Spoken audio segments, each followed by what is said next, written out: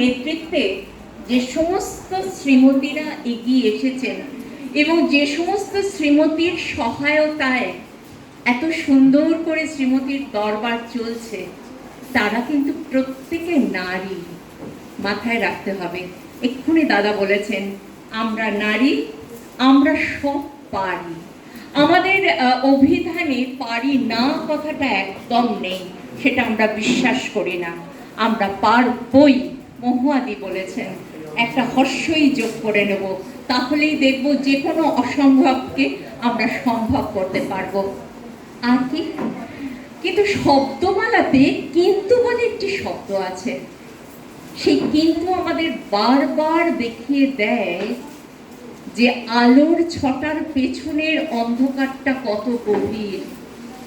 আর সেই অন্ধকারে এখনো কিন্তু রোরুদ্যমানা ওই নারী কণ্ঠের আর্তনাদ শোনা যায়, যারা আজও এই সমাজের যুপকাষ্ঠে বলি প্রদত্ত, যারা আজও পণ্য হিসাবে, ভোগ্য বস্তু হিসাবে গৃহীত হয় সমাজের চোখে।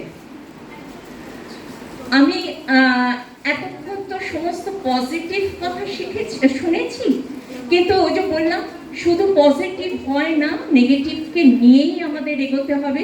মহুয়াদি কিরকম নেগেটিভিটির সঙ্গে যুদ্ধ করে এগিয়ে যাচ্ছেন, আমাদেরও কিন্তু নেগেটিভটাকে মাথায় রেখেই এগোতে হবে। তাই যে নেগেটিভ দিকটা আমি আজকে তুলে ধরছি, সেই নেগেটিভিটিটাকে আমি বুঝতে পারছি না এটা কতটা এখানে এই মঞ্চে বলাটা উচিত হবে কিনা বা তুলে ধরা উচিত হবে কিনা, কিন্তু তবু আমি চোখে আঙুল দিয়ে দেখছি, দেখাচ্ছি বা দেখাতে চেষ্টা করছি যে তারাও কিন্তু নারী। আজকের দিনে এই স্বাধীনতার ৭৯টি বছর কাটিয়ে যাবার পরেও আজকের দিনে তারা এরকম ভাবে বলি প্রদত্ত হচ্ছে প্রতিদিন। আমি তেমনই একটি কবিতা, মায়ের কাছে মেয়ের একটা খোলা চিঠি, সুনীল গঙ্গোপাধ্যায়ের লেখা না পাঠানো চিঠি। আবারও একটু অনুরোধ করছি, প্লিজ একটু বসে পড়ুন আর একটু চুপ। মা, তুমি কেমন আছো? আমার পোষা বিড়াল ফঞ্চুর সে কেমন আছে?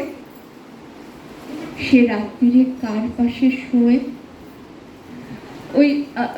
ওই আলী সাহেবের বাগানে দুপুরবেলা যেন আর না যায়। মা, ঝিঙে মাচায় ফুল ফুটেছে। মা, তুলিকে আমার ওই দূরের শাড়িটা পরতে বলো, আঁচলের ফেঁসোটা না হয় একটু সেলাই করে নেবে। তুলিকে কত মেরেছি, আর কোনদিন মারব না। আমি খুব ভালো আছি মা, আমার জন্য চিন্তা করো না। মা, তোমাদের ঘরের চালে ওই নতুন খড় দেওয়া হয়েছে? এবছর বৃষ্টি হয়েছে খুব। তরফদার বাবু পুকুরটাকে এবারেও ভেসে গেছে, কালো ভুলুরা কিছু মাছ পেয়েছে। সেবার মেঘের ডাক শুনে কই মাছগুলো ডাঙায় উঠে এসেছিল। আমি আম গাছতলায় দাঁড়িয়ে দুটো কই মাছ ধরেছিলাম, মনে আছে মা তোমার? আর সেই নারকোল দুটো, আলী সাহেবের বাগানের সেই নারকোল আমি চুরি করে নিই, মাটিতে পড়েছিল, কেউ দেখেনি। সেই নারকেল বড়ার স্বাদ আজও কিন্তু মুখে লেগে আছে। আলী সাহেবের ভাই মিজান আমাকে খুব আদর করত। একদিন বাবা আমাকে দেখতে পেয়ে চেলা কাঠ দিয়ে পিটিয়েছিল আমাকে, কিন্তু আমার কি দোষ বলো? কেউ আদর করলে আমি না বলতে পারি? পিঠে সেই দাগটা এখনো দগদগে হয়ে আছে। আমি আর কোনোদিন আলী সাহেবের বাগানে আর যাইনি। আমি আর কখনোই কোনো বাগানে যাই না। সেই পিঠের দাগটায় হাত বুলোতে বুলোতে আমার বাবার কথা ভীষণ মনে পড়ে। মা, বাবাকে বাবাকে বলো, বাবার জন্য আমার খুব কষ্ট হয়। বাবাকে বলো আমি ভালো আছি, আমার জন্য যেন চিন্তা না করে। তুলি কি এখনো ভূতের ভয় পায়? তুলি আর আমি পুকুর পাড়ে কলা বউ দেখেছিলাম। সেই থেকে তুলি ফিটের ব্যারাম শুরু হলো। দাদা সেই কলা গাছটা কেটে দিয়েছিল। এখনো কিন্তু আমার মাঝরাতে আবারও সেই কলা বউ দেখতে বড্ড ইচ্ছে করে। ভালো কথা। আচ্ছা মা, দাদার কি কিছু কাজ হয়েছে? নকুর বাবু যে বলেছিল বহরম করে নিয়ে যাবে। মা, দাদাকে বলো আমি দাদার উপরে রাগ করিনি। আমার শরীরে আর কোনো রাগ নেই। আমি জানি শরীরে রাগ পুষে রাখলে বড্ড কষ্ট হয়। আমার শরীরে কোনো রাগ নেই। আমি আর এক ফোঁটাও কাঁদি না। মা, আমি না দোকানের খাবার খাই। হোটেল থেকে প্রতিদিন দুবেলা আমাকে হোটেল থেকে খাবার নিয়ে এনে দেয়। মাংসটা মুখে তুলি আর ওই তুলির কথা, কালু ভুলুর কথা মনে পড়ে। তোমাদের গ্রামে তো পটল পাওয়া যায় না। আমি আলু পটলের তরকারি খাই, পটল ভাজাও খাই। কিন্তু মা, হোটেলে কোনোদিন শাক রান্না হয় না। তুলি আর আমি পুকুর পাড় থেকে কলমির শাক তুলে আনতাম। আহা, কি ভালো, কি ভালো। বিনা পয়সায় কোনোদিন আর ওই কলমির শাক আমার ভাগ্যে জুটবে না। জোরে হাওয়া দিলে ওই তাল গাছের পাতাগুলো সরসর করে, ঠিক যেন বৃষ্টি পড়ার শব্দ। এই ভাদ্র মাসে তাল পাকে, ঝিপ ঝিপ করে তাল পড়ে। বাড়ির তাল গাছ দুটো ভালো আছে। কালুটা তালের বড়া খেতে খুব ভালোবাসে। ওকে একদিন বানিয়ে দিও। আমি জানি তেলের খুব দাম, আমি জানি, তবু একদিন দিও। আমাকে বিক্রি করে তোমরা 6,000 টাকা পেয়েছিলে। সেই টাকায় তোমাদের গরু কেনা হয়েছে তো? গরুটা ভালো দুধ দেয়। আমার মতন মেয়ের চাইতে সংসারে একটা গরু থাকাও অনেক ভালো।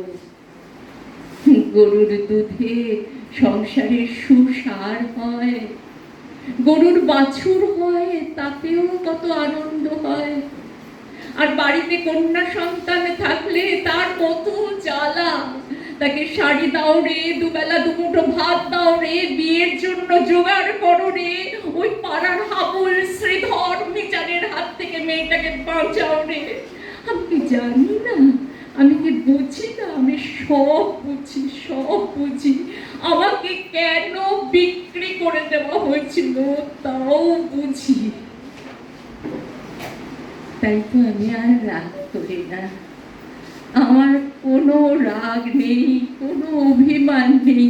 আমি তো দিব্যি আছি, খেয়ে পড়ে আছি। মা, তোমরা বরং ওই টাকায় ওই তোমাদের ঘরটা সারিয়ে নিও ঠিকঠাক।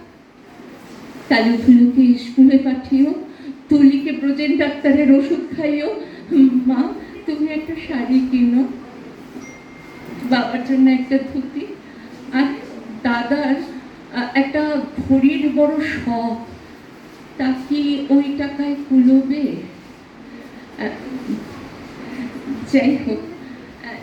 যাই হোক মা, আমি না কিছু টাকা জমিয়েছি, সোনার দুল গড়িয়েছি। একদিন কি হলো জানো মা, সেদিন সকাল থেকে আকাশটা খুব মেঘলা, দিনের বেলা ঘুটঘুটি করছে অন্ধকার, মনটা কেমন কেমন করে উঠল। দুপুরবেলা কাউকে কিছু না বলে চুপি চুপি ট্রেনে গিয়ে বসলাম। স্টেশনে নেমে দেখি একটাই সাইকেল রিক্সা। রথতলায় পৌঁছতেই কারা যেন চিৎকার করে উঠল, কে যায়, কে যায়? দেখি হাবুল শ্রীধরদের পাশে বসে তাস খেলছে দাদা। আমাকে দেখে বলল, হারামজাদি, কেন ফিরে এসেছিস? আমি ভয় পেয়ে বললাম, আমি ফিরে আসিনি গো দাদা, আমি ফিরে আসিনি, আমি থাকতেও আসিনি, আমি শুধু একটি বার দেখতে এসেছিলাম। হাবুল বলল, এটা একটা বেবুসে মাগি। ও কি করে জানলো মা আমার পিঠে কি লেখা আছে? আরেকটি ছেলে চিনি না, সে বলল, ছি ছি ছি, গায়ের বদনাম। আমি দাদাকে বললাম, দাদা আমি মায়ের জন্য কিছু টাকা নিয়ে এসেছিলাম আর তুলির জন্য। দাদা কষিয়ে চড় মারলো আমার গালে।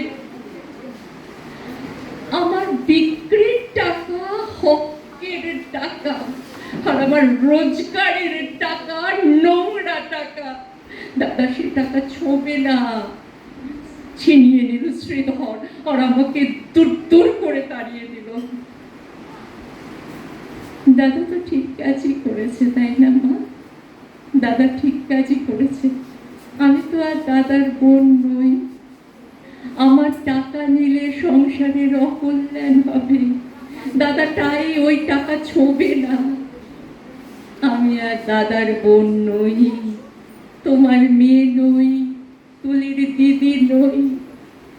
আমার টাকা নিলে সংসারে অকল্যাণ হবে না। না না, তোমরা সবাই ভালো থাকো, ওই গরু দুটো ভালো থাকুক, ওই তাল গাছ দুটো ভালো থাকুক, পুকুরে মাছ হোক, খেতে ধান হোক, ঝিঙে মাচায় ফুল ফুটুক। আমি আর কোনোদিন তোমাদের গ্রাম অপবিত্র করতে যাব না। আমি খাট বিছানায় শুই, নীল রঙের মশারি, দোরগোড়ায় পাপোশ, দেয়ালে মা দুর্গার ছবি, আলমারিতে সারি সারি কাঁচের গেলাস। বন বন করে পাখা করে আমি রোজ সাবান মেখে স্নান করি। এখানকার কুকুরগুলো সারা রাত খেউ খেউ করতে থাকে। তাহলেই বুঝতে পারছো আমি কত আরামে আছি। মা, আমি তোমার মেয়ে নই, আমি জানি, কিন্তু তুমি তো আমার মা। তোমার অনেক ছেলে মেয়ে আছে, কিন্তু আমি আর মা পাই কোথায়? তাই তো তোমাকে এই খোলা চিঠিটা লিখছি। তোমার কাছে আমার খুব একটা অনুরোধ আছে, তুলিকে তোমরা একটু যত্ন করো, ও বেচারা বড় দুর্বল। যত অভাবে থাক, তুলিকে তোমরা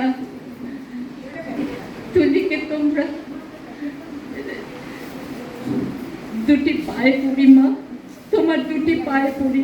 বাবাকে একটু বুঝিয়ে বলো, তুলিকে যেন আমার মতন আরামের জীবনে না পাঠায়। যতই অভাব হোক, তুলির যেন একটা বিয়ে দেয়, ওর একটা নিজস্ব ঘর সংসার, নিজের মনের মানুষ।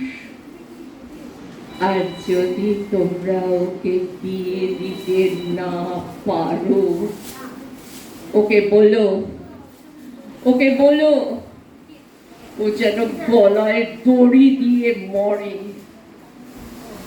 মরলেও ও বেঁচে যাবে, মরলেও ও বেঁচে যাবে।